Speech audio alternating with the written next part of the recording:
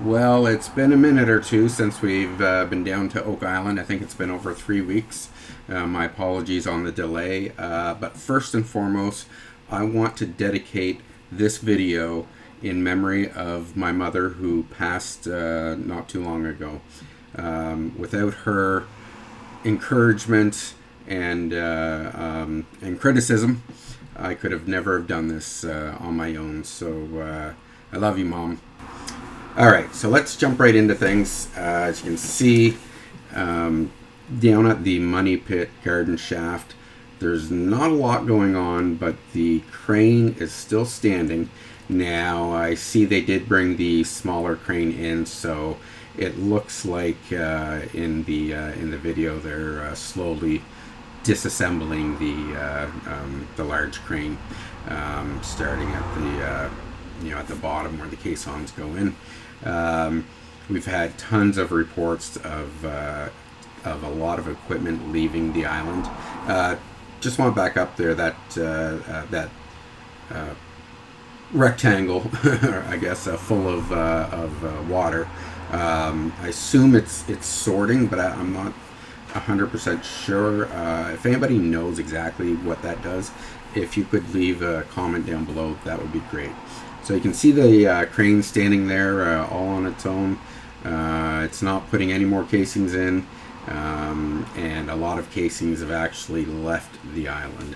So let's move over to one of our two hot spots of today. So they are hard at work with the rock sorter, trying to go through the spoils and see what they can find. I'm sure that they're metal detecting everything that comes out of there. You can see Billy is in his excavator on the one end with the long arm, and he's putting material into the rock sorter.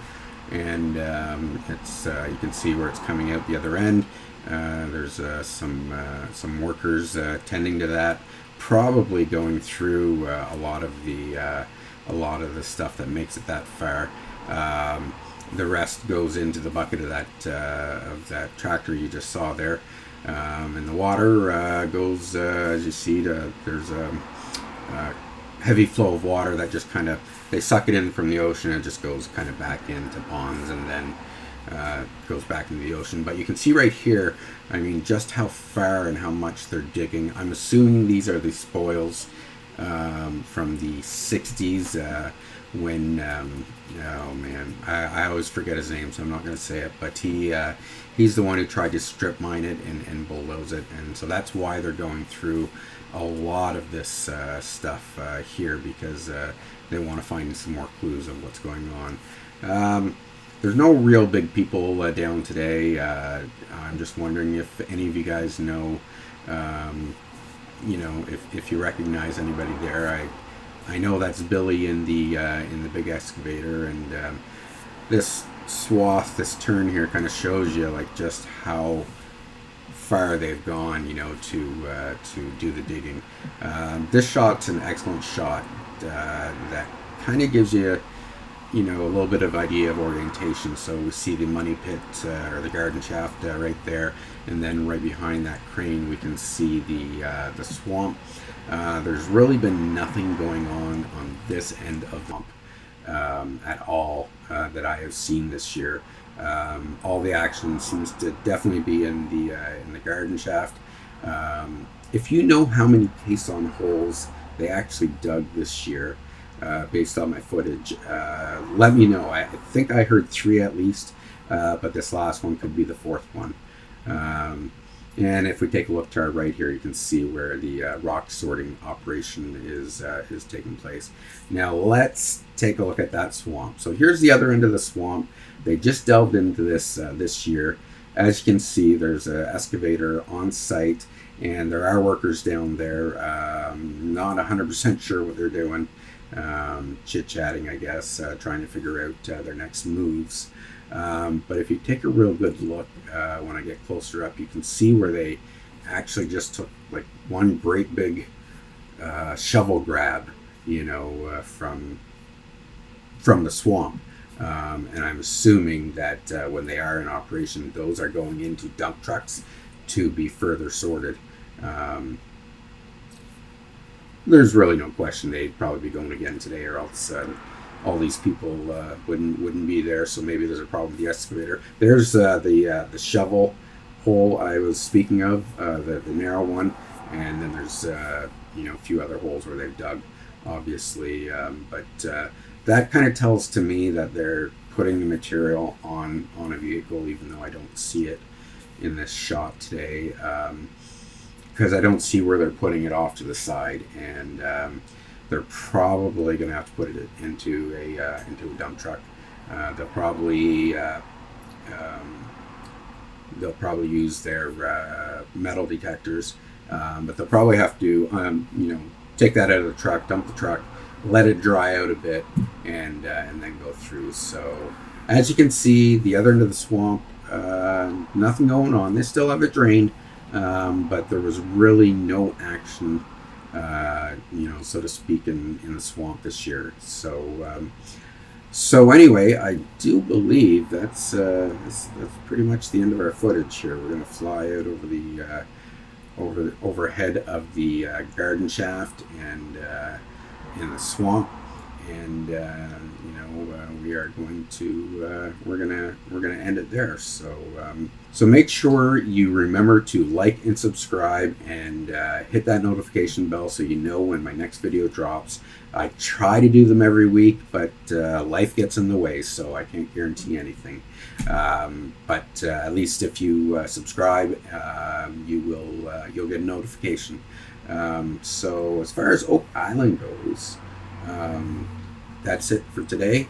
You can wave goodbye to the beautiful S-shaped island, and you can see the crane way out there on the left-hand side, and the causeway on the right-hand side. So yeah, that was today's shoot. So I know there's been a lot of talk that empty trucks are going in and full trucks are coming out. And it sounds like they're winding down, but I do not believe that at all. I just believe that, for the equipment they're removing, they just don't need it anymore. There's obviously something big on that other end of the swamp, and of course sorting through the gravel is just time consuming, needs to be done to find clues type things. So I would say they're pretty much done at the garden shaft, and that's why the other crane is there to start disassembling that crane. Let me know in the comments, how many caisson holes have they sunk? I'm pretty sure it's 3, but it might be even more. You guys have the eagle eyes, and they're always able to tell me. So all right, so you've been watching water for quite a while, and actually this is usually when the screen goes blank. And I just wasn't done talking about a couple of things to do with Oak Island, and then usually I just go to a blank screen and kind of ramble on about what's on my head, or what's going on in my head today.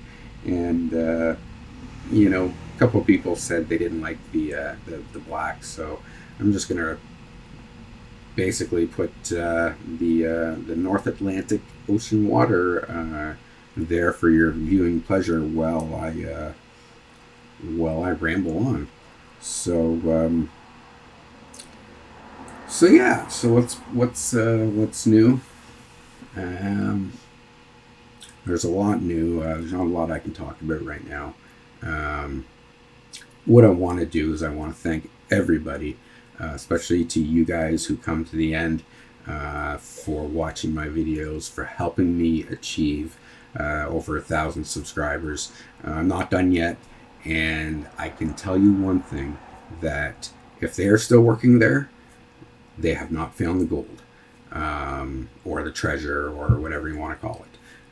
So we know there will be a next year, whether History Channel carries it or covers it or whatever, who knows, but the Lagina brothers are definitely going to be out there still looking for clues. Do you know something? This blew me away. If anybody's heard of the band My Chemical Romance, the lead singer is Gerard Way, and they're a favorite band of mine. I definitely enjoy their music, and I've listened to it a lot in the past. And anybody who knows the band My Chemical Romance know they're definitely a punk rock type band. So in Netflix, they carried the series The Umbrella Academy. And The Umbrella Academy was actually a comic book series written by Gerard Way. Then it was taken by Netflix and adapted into a series, and it went a total of 5 seasons. I just watched the last one last night, and I am absolutely blown away by the talent that this guy has. I mean, to be able to accomplish what he has accomplished so far in life. Gerard, I'm sure it doesn't mean a lot coming from me, but you know what, man, be proud of yourself. I'm a huge fan, and you have done so much for the music industry. He's also the founder of the DC Comics Young Animal imprint. So look, if you're still not sold on this guy's achievements, just let me share with you that that he also co-created and wrote the comic series The True Lives of the Fabulous Killjoys, and The Umbrella Academy, the latter of which was adapted into a absolutely phenomenal Netflix series. I tuned into this about 3 years ago and watched them straight through, and I've been waiting since before COVID for the last season to drop, because this was actually a comic book, and so it has a natural arc to it. And we all know that the biggest letdown is when you don't get the last season of a show that you're just absolutely in love with. This has happened with a few things like Westworld. They needed one more season to finish the arc, and unfortunately, even though the everybody was still paid, they didn't go ahead to produce it. So if you want to look into that, Google it, and you'll see some stuff about it. But anyway, again, look, I just want to give a real big shout out to Gerard Way. You are an absolutely amazingly talented gentleman. If I could ever get the chance, I would love to meet you. That's kind of my rambling for today. I kind of had that on my mind. I've been listening to My Chemical Romance and watching The Umbrella Academy. And let me tell you, I saw The Umbrella Academy thumbnail on Netflix for at least 2 years probably.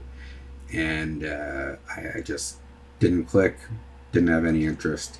And one day I just happened to click on it, and I will tell you, the same will happen to you. As soon as you start watching it, you're gonna love it, and you're gonna binge watch this one.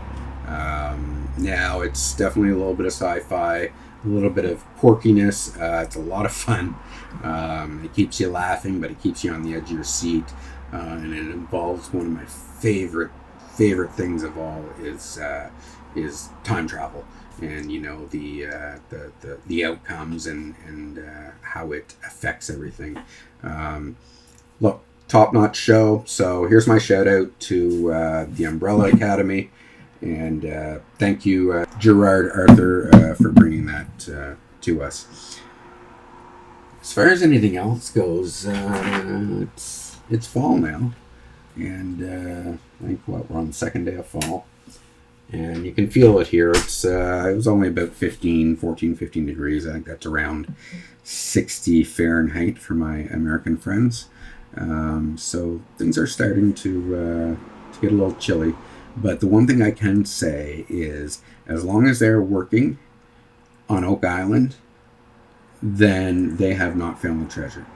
And I will be able to definitely detect whether they have found anything or not by the end of the year. It's usually very obvious. By the end, I think last year they went into mid or end of October, right before the series premiere came out.